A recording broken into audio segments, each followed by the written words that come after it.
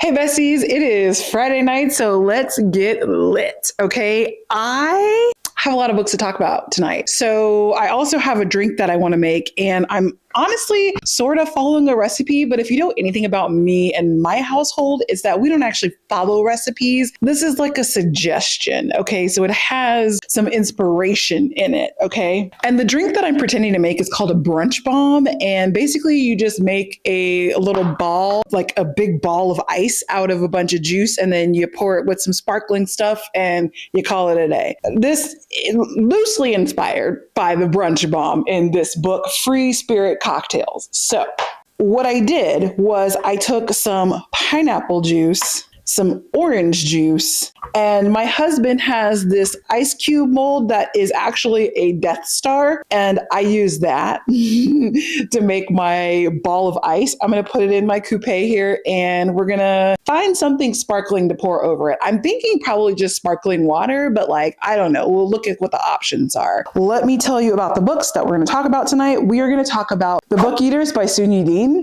Down Comes the Night by Allison Saft. It's actually pretty cool. How do I get this out of here? I have no idea. I don't know how to get it out. Maybe let me try to see if I can get a spoon or something. We're going to talk about Queen of Faces by Petra, All Manner of Things Shall Be by Olivie Blake, The Rachel Incident by Caroline O'Donoghue. I can't get this out of here. I might have to call in reinforcements. And let's see, The Rachel Incident. We're also going to talk about The Great Gatsby by F. Scott Fitzgerald, briefly. And lastly, Addicted to You by Krista and Becca Ritchie. Y'all, I need help getting this out. I'm going to call in backup. Hold on 1 second.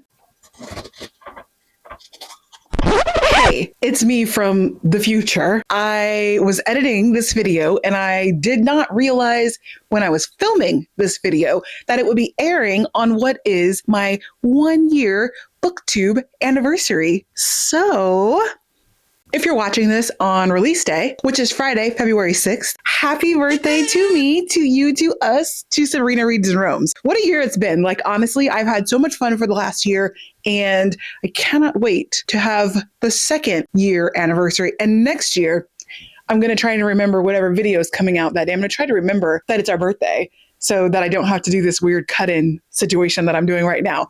Anyway, that's all I came to say. Thank you all for being here for the last year with me, hanging out, having fun, listening to me just basically clown around on the internet. You have no idea how exciting it is to me that people want to hang out with me. So thank you, thank you, thank you. Anyway, back to the actual video that you came here to watch. We did it. And by we, I definitely mean my husband. So here's our death ball of juice. That actually kind of sounds really funny. Death ball of juice. While he was doing that, I was looking at my liquid options and I was gonna just do regular sparkling water, but I was inspired for my drink fridge. I have this Canada Dry Fruit Splash. It's a cherry ginger ale. And one thing about the brunch bombs is that it did say you could put ginger beer in it. We're just gonna give this a try. So we have pineapple, orange, cherry ginger ale drink. I don't know. It sounds intoxicating. Not in the alcoholic way, obviously, because it's a mocktail, but you know what I'm saying? Oh, this is fun. This is cool. I like this. Oh, that's so cool. I hope this tastes delicious, but it's really cool looking. So let's get over to our chair and we can start talking about our books. All right, you guys, we have our whatever we want to, I guess we'll call it a brunch bomb. That's not what it actually is, but it's okay. Okay, that's good. I have had, if you've not had the Fruit Splash ginger ale, it's delicious, okay? It adds just a little something extra to your ginger ale experience, but having this pineapple orange juice in it, and it has melted just a little bit. So as we go through this video, it's going to melt even more. It's going to be even more delicious.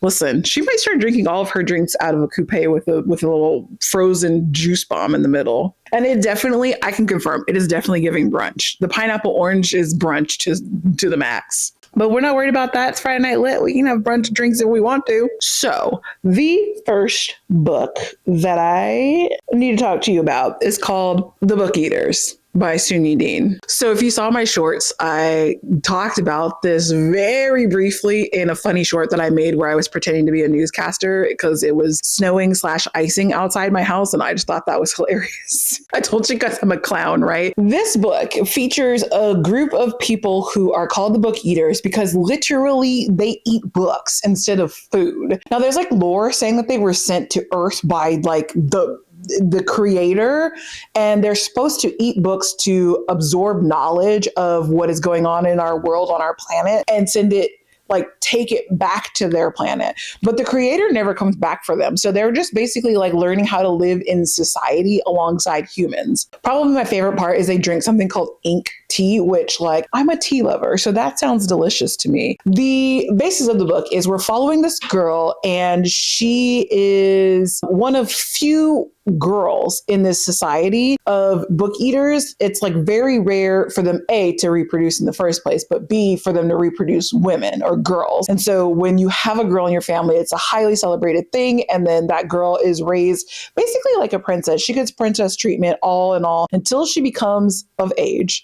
And then she basically is contracted off into marriage to go have children. Their wombs basically expire after they've birthed 2 children. So they have 2 marriages that they're contracted to. And then after that, they go and just like live little auntie lives. Like they don't really do much after that because they're basically worthless to them. Our main girl, okay, she goes to her first marriage and has a baby, and then she goes to her second marriage and has a baby. Now the first baby, it's like super traumatic when she's taken away from the baby because like they're like, yeah, you're gonna breastfeed the kid and then you're gonna go off and you're gonna get married and have a second kid. So it's super traumatic when she's taken away from her first kid, and then with her second kid, she essentially absconds with the child and goes to go like be on the lam in society. This is taking place in London, England, all around there. And so we follow her as she's basically like trying to escape this like community of people who are basically hunting her down. She's on the run with her child, but also it's like, how do I feed my child? Her child has a mutation where basically like he actually eats people instead of bugs. And so in the society, they have like a particular drug that you can take that makes you not need to eat people and you eat books instead. Well, they're not in society anymore. She didn't run away. So they don't have the drug that they need. And so she's like feeding her child people. So it's a whole thing.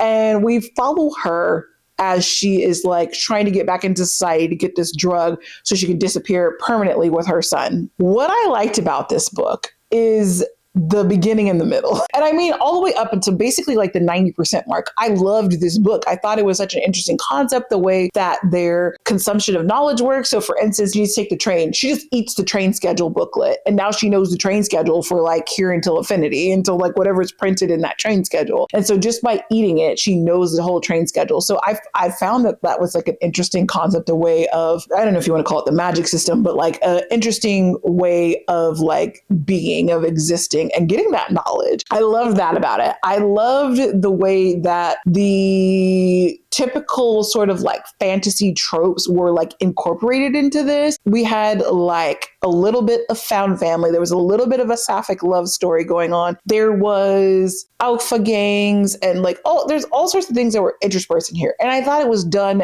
excellently. The problem that I had is essentially at the heart of the story, what we're doing was we're taking down the patriarchy, right? I did not enjoy the end, the very, very end, where we become dependent upon men to take down the patriarchy. No, we need to be strong, independent women, and we need to take down the patriarchy by ourselves without the hands or the help of men. So I didn't like the ending, and I just felt like it was a little bit disconnected from what the rest of the book was giving me. It was so good until it wasn't. And I just really want the ending to be rewritten. I want us to rework that ending so that it just gives a little bit more, gives a little bit better. Vibes wise, I was with it. I was here for all of it. And it was nice to see that there's this horrific thing going on, like her child has to eat people, but she like actually genuinely struggles with it, with the concept of like feeding her child a person.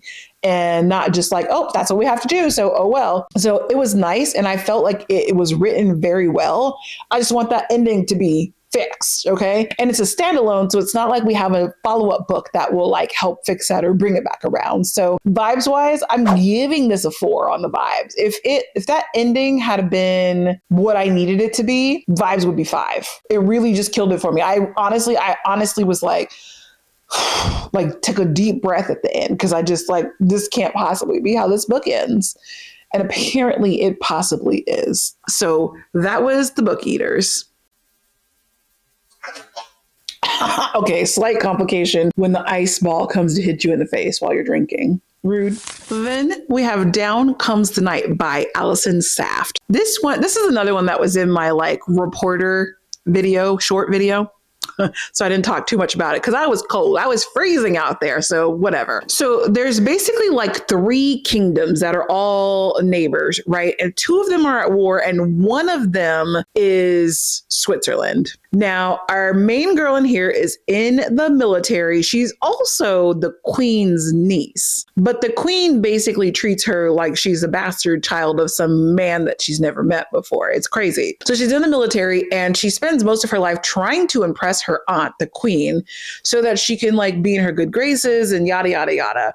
She also has this commanding officer who she is kind of like her ex-girlfriend, but like they never really got it off the ground because I think they like hooked up. It's YA, so a lot of it is implied. I think they like hooked up, and then her commanding officer was like, yeah, no, we can't do that. It's not going to work out. I'm your officer. And so there's like, I don't want to call it unrequited love because they do love each other, but it's taboo. So we can't do that. There's a complicated relationship there. And basically our girl is just like, she's kind of like me. She gets herself into trouble, and she like cannot help herself. She can't stop herself from getting herself into trouble. She's also a healer. And so at one point they are carting a prisoner in, and the prisoner has a broken arm, and her commanding officer is like, do not help him. Okay. I'm telling you right now, do not help him with that broken arm. And she's like, cool.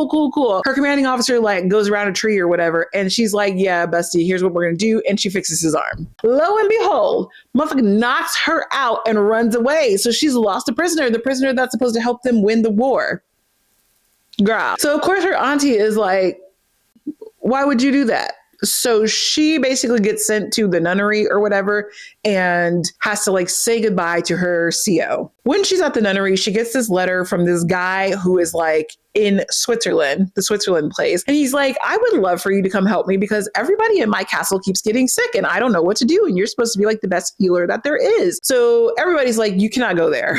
That's not a good idea. And she's like, I'm going to go. So she gets there and she meets this guy, and lo and behold, this guy that she meets, who she's supposed to be healing, is like public enemy number 1 to her country, her kingdom. And she's like, what are you doing here? You're like the death god. I think they actually call him the Reaper in the other kingdom that they're fighting. She's like, you're the Reaper. What are you doing here? And he was like, I'm very sick. She's like, well, I'm going to heal you. It's totally like obvious, but I'm making fun of it, but I'm like, okay. So she gets roped into this thing. The guy who called her there, like the king of Switzerland or whatever, he's super weird. And so he's like, here are my rules for living in my house. And she's like, that's strange, but okay. Girl, if it's that strange, it's not okay. So she's living in his house. She can't go outside. She can't call anybody. She can't do anything besides heal the Reaper. So we go through this where she's healing the Reaper. And you know how this works, right? Her and the Reaper end up teaming up. They end up kind of being in love. And she's like, I don't know what to do because I have my CO who I totally love, but she like won't be with me, but I love her anyway. And she's like, and you're the Reaper and I'm not supposed to love you because you're like literally the enemy. But I mean, the drama that these young kids have is just cute. I think it's serious for them, but I'm 40. How? I'm 43. So to me, their drama is cute. That's basically where we're at. I was just reminded off camera that I'm actually 42. When you're a certain age, your age doesn't really mean anything anymore. Like, which box am I checking? I'm in the 35 to 44-year-old box. So it doesn't really matter what I am in that box. Like, that's just my age range, right? There's nothing special that's happening anymore, not till I get to 50. Well, whatever. So basically, like, all of this drama comes to a head. So we have our girl, she's with the Reaper. Her whole country is basically going to kill her for being with the Reaper. She also has this love thing going on with her CO, and she's in Switzerland where everybody told her not to go. So that's where I'm going to leave it. I liked the writing. I actually love the writing in this book. And I thought that the characters, the people were actually really well done. I didn't have any complaints about anything in the book, honestly. The scenery, the setting, the prose, everything was really good. What happened was, nothing about this was really stand out-ish. Like, this is a book that will genuinely fade into the background of my memory as time goes on. It just was not unique. It's a good book. I liked it. I rated it pretty highly, but it didn't stand out too much. And so vibes-wise, I'm giving it a 3. I'm giving it 3 hearts for the vibe. I would still recommend reading it if you're into YA fantasy. I want to read more Allison Saft. This book, it was not the book that I had like in mind for reading Allison Saft, but I found it at a used bookstore for a really good price. So I picked it up because I was like, I want to read Allison Saft. And I'm still going to read more Allison Saft. Okay, so don't get it wrong. I'm going to read more. But this book was just okay. Oh yeah, with the orange juice and stuff melting into it. Oh yeah, she's good. You guys should try this. Okay, I read an advanced reader copy of Queen of Faces by Petra. This one comes out February 3rd.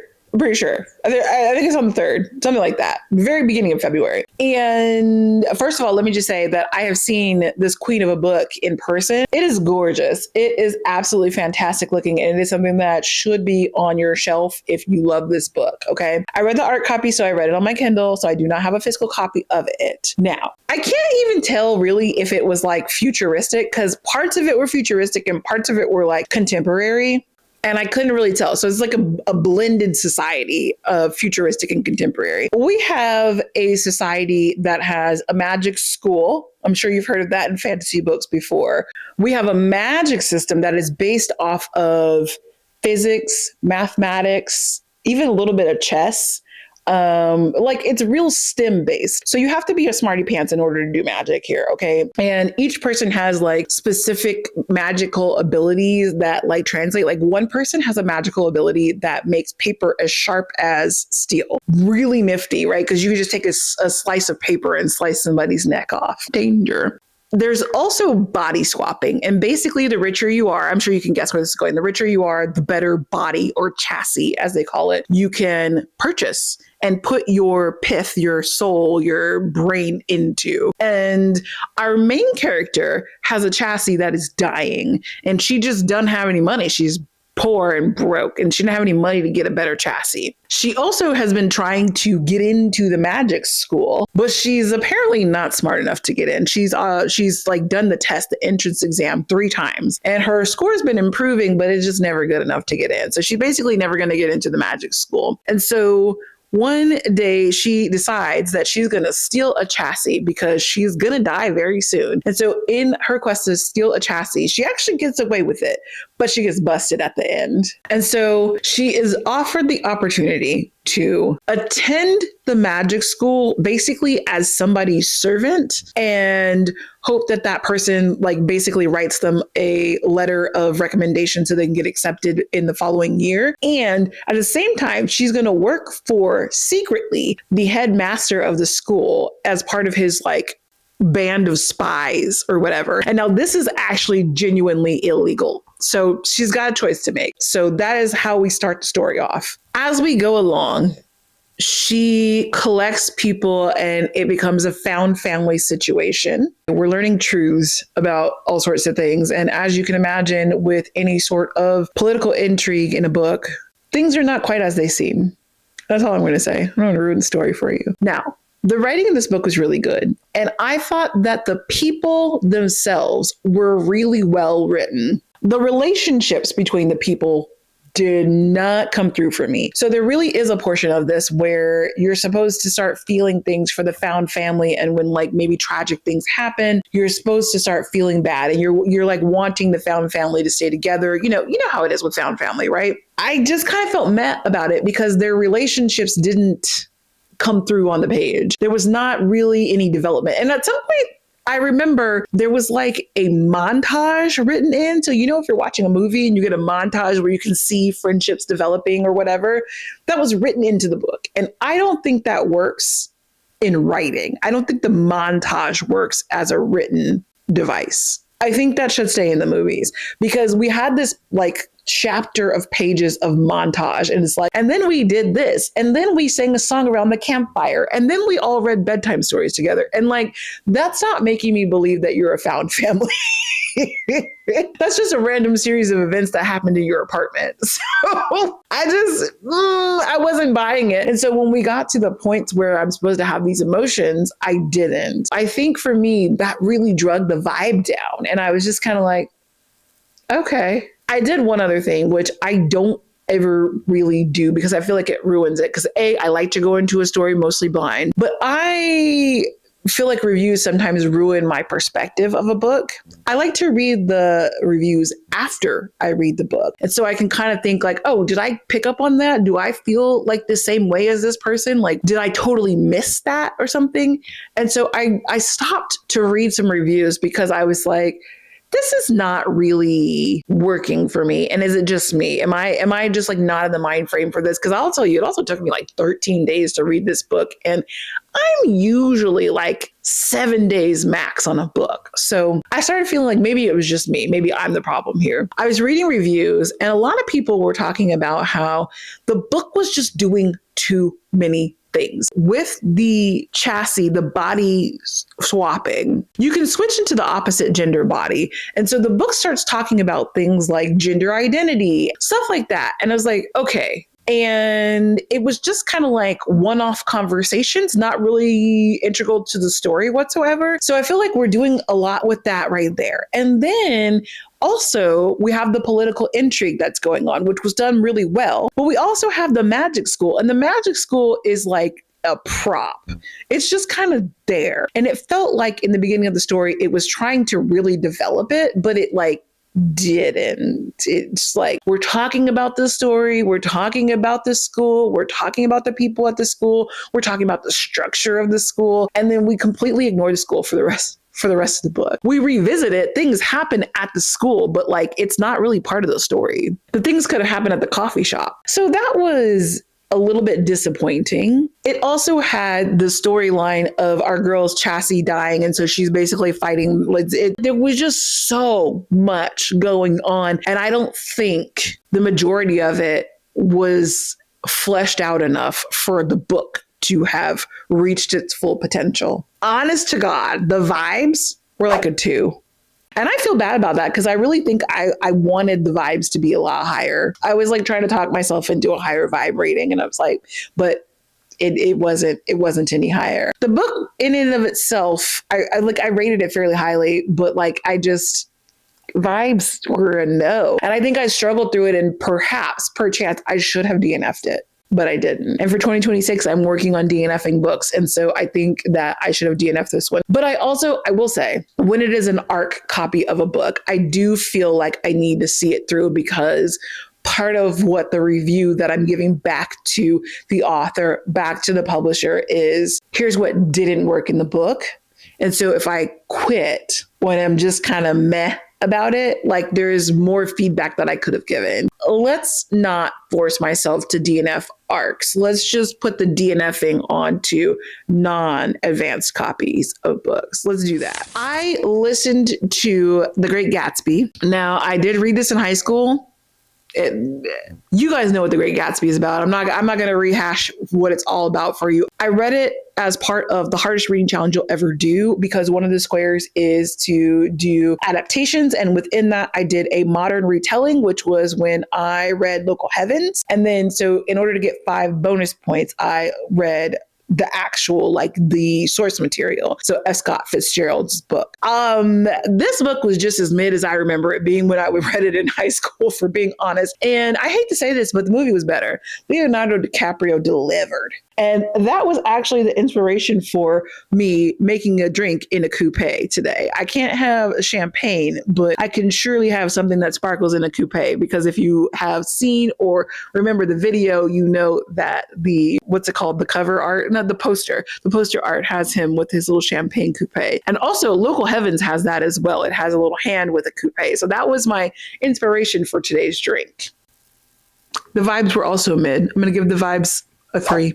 It was mid. It just wasn't as amazing as I think the book is built up to be. Okay, so then I listened to All Manner of Thing Shall Be by Olivie Blake. This is a short story in the Amazon short series that I started in my 24-hour readathon called The Time Traveler's Passport. I listened to this about 3.5 days ago, and I'm going to be honest, I completely forgot what this was even about. Like, I'm so sorry to Olivie Blake. Like, I don't even know what happened here. And I just remembered that this was the one in that series that I was the most excited for. I was just certain that this particular one was going to be the best one. So I had to look up what happened in this story, because my mind is blank. That's crazy. It says, is a short story. It is described as a mix of What We Do in the Shadows and Groundhog Day. It focuses on a group of vampirical frenemies living together in a Victorian mansion in Santa Monica, dealing with or creating a time loop. Oh, this is funny. Character details. It says it features a motley, often bickering group, including a PTA president, a rake, a match girl, a nun, and a revolutionary. It's coming back to me now. So there's like found family in it. We have a group of vampires who are living in this house in like modern day Santa Monica. And every day they go and they do like what it is they're going to do. Like they're talking about, there's the one that's on the PTA. There's a girl who she's like petite size. And so she's pretending to be in middle school, and she goes to school every day. And there's one girl who keeps trying to go back to kill, is it Ferdinand? She keeps going back to kill somebody. But anyway, so they're doing that. And basically at a certain point, one of the people in the house starts to realize, like, I feel like we've done this before, and they can time travel. But he's like, I feel like we've done this very specific literal thing exactly before. And so people were like, what are you talking about? And he basically keeps bringing this up, bringing it up. And every time he like remembers a little bit more of the last time they did exactly this thing. And now that I'm remembering the story, it ended up being kind of cute, but like, it's pretty telling that I just completely forgot what the story was about. Like, it was absolutely blank. And I was like, what happened in this book? Forgot the whole thing. I wanted this to be the best one in the bunch. And unfortunately, clearly it was not, because I don't remember. I remember the other ones. This one I just didn't remember. I completely forgot about it. And that sucks. So I am, vibes. I think I'm going to have to give it a 1, because like how could I have forgotten an entire story in its totality? And it's a short story. It's like a 1 hour long audiobook. So that's crazy. And all I was doing when I was listening to it was mindlessly folding towels. So yeah, I don't know. Maybe just skip this one. But I have had a good time thus far with The Time Traveler's Passport. I will say that it has progressively gotten less good. So the very first one that I listened to was the one by John Scalzi. That one was incredible. So there's one more left in this series. And do I want to listen? I mean, it's only an hour. Is it going to continue the downward trend? I don't know. So there was that. Do what you want with that. By the way, I hope you guys have a delicious drink, and whatever that is, please let me know in the comments what you're drinking as you follow along here. Sometimes I wish YouTube was a little more interactive so that like we could like FaceTime each other and do this. Oh, wait, hold on. Maybe that's called YouTube Live. Ignore me. Maybe we should do a Friday Night Lit live one week. Like, that might actually be a lot of fun. I don't know. Y'all let me know what you think about it. We'll have to plan it in advance so that, y'all can be available for that. But I know how social media works. Anyway, moving right along to the next book. I read The Rachel Incident by Caroline O'Donoghue. This book was everything that my little heart needed for a little round of nostalgia. Now, I told you guys I'm somewhere in my 40s. It is still undetermined which part of the 40s I am in. Some may think it's 43, some may think it's 42. No telling who's right.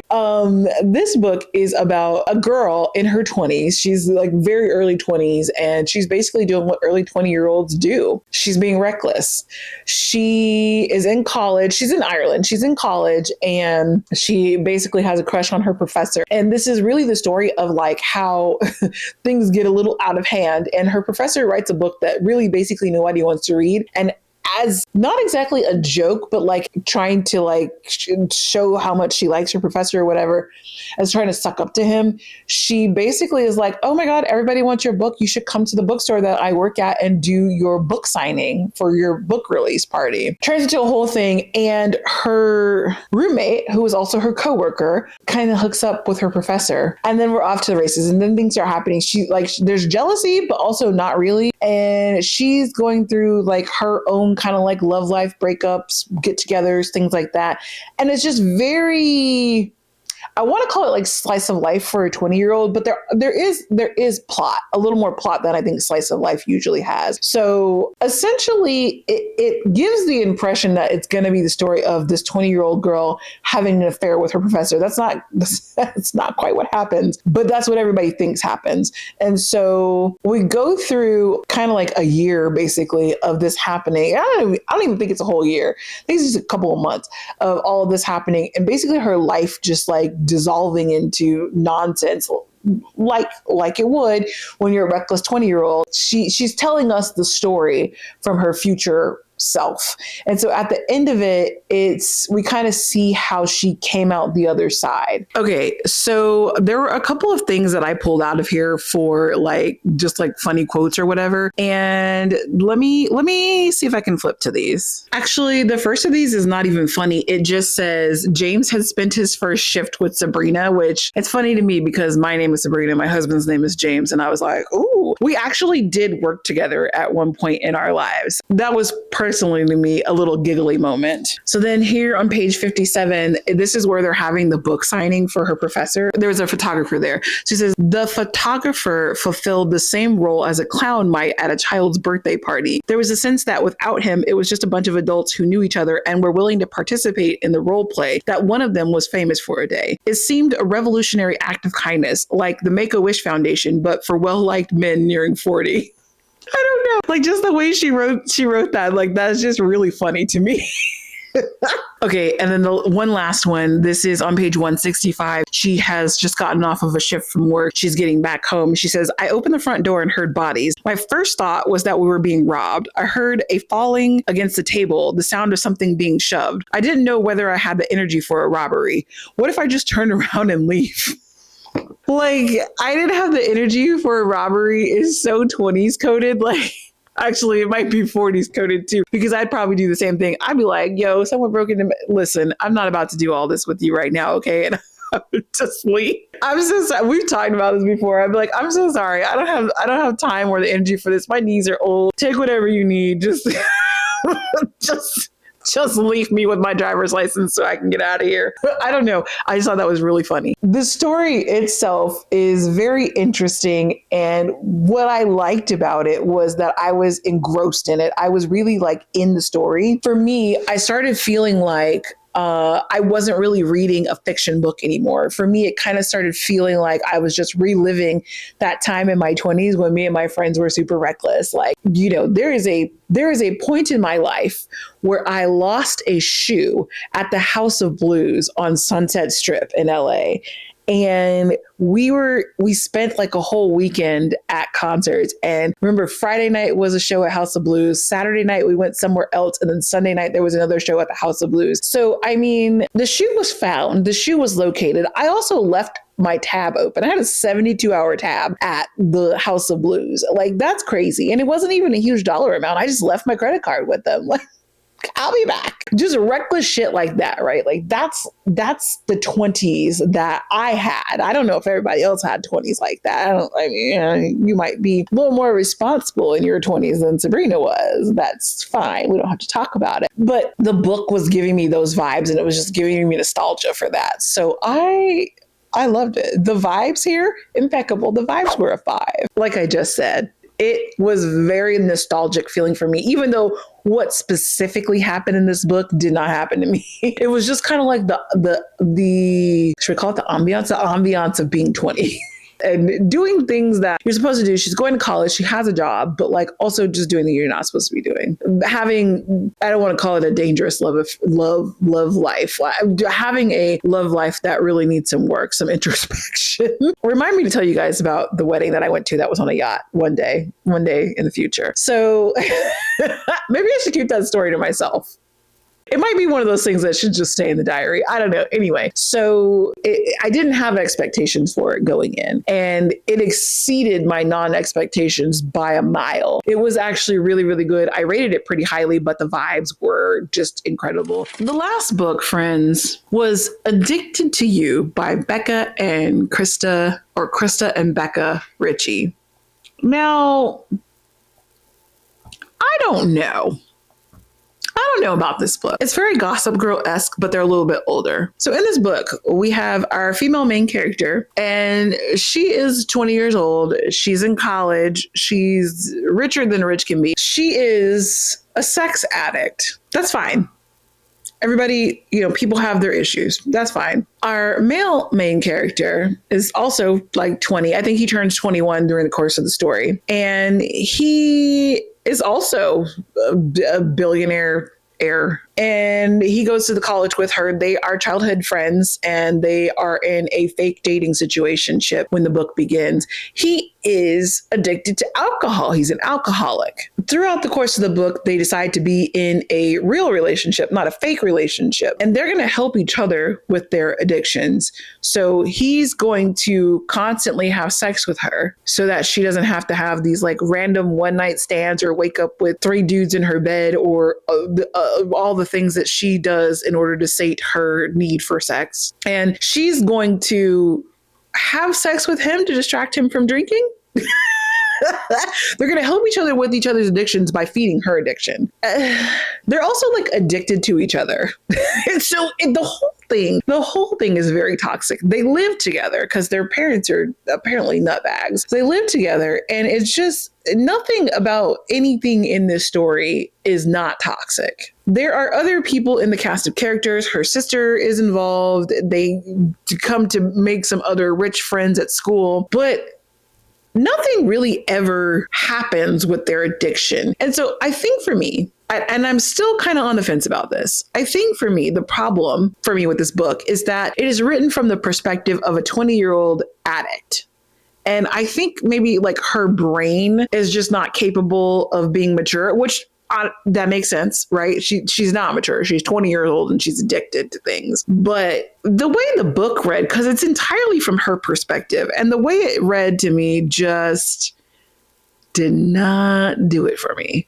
I was debating when I finished if it was a bad book or if she was just kind of bad. I think what I've ended up on is that it's just a story from the perspective of a 20-year-old addict. And that's what makes it very like uncomfortable and just like not really good times.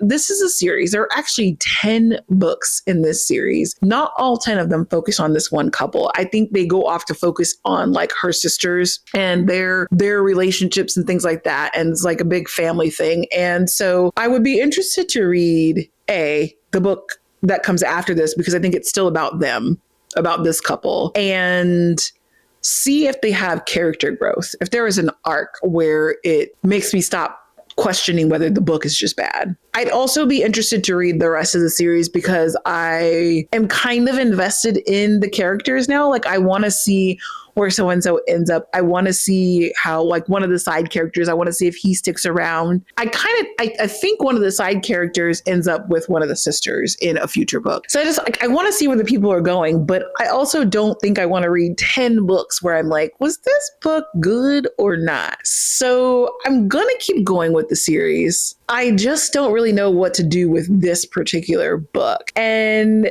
I did I bring my Kindle with me? I have some quotes that I pulled out of it because it actually was a little bit funny. It was serious, but there were funny moments in it. Let's see. Girl, how do you find your Oh, here we go. So this is after she like has a one night stand, which is like all the time, right? Will he want to stay for breakfast? I don't know Gigolo protocol that well or what to say or do afterwards. Girl, what? So there was like a funny moment in there. There was also like a quote that I just kind of felt like, okay, maybe we're going to go somewhere with these characters. And it's from the guy. He says, I want to love you more than I love this. He waves his bottle of alcohol. And I don't know how else to do it unless there's something to lose. And I'm like, okay, so I can see that maybe they're going to grow up. Maybe this is going to go somewhere. Maybe not. I don't really know. So it had its moments. And like, I don't know. I'm going to give the vibes like I can't, is it a 2 or is it a 3? I need it a 2.5. I don't like giving half hearts for the vibes, but this might truly be a 2.5. I'm so undecided on this book. Have you guys read this book or this series? Like, does it improve? Is it just this book? Is it me? Let me know in the comments. All right, friends. So thank you for joining me tonight for Friday Night Lit. So since you made it this far, drop your favorite mocktail recipe down there in the comments if you have one, and hit the like button, hit the subscribe button. You can hit the bell button too if you want to be notified when I drop new videos, which typically is every Tuesday and Friday, plus a short on Sundays. And yeah, I will see you all in the very next Friday Night Lit, which will be in a fortnight. Chin chin.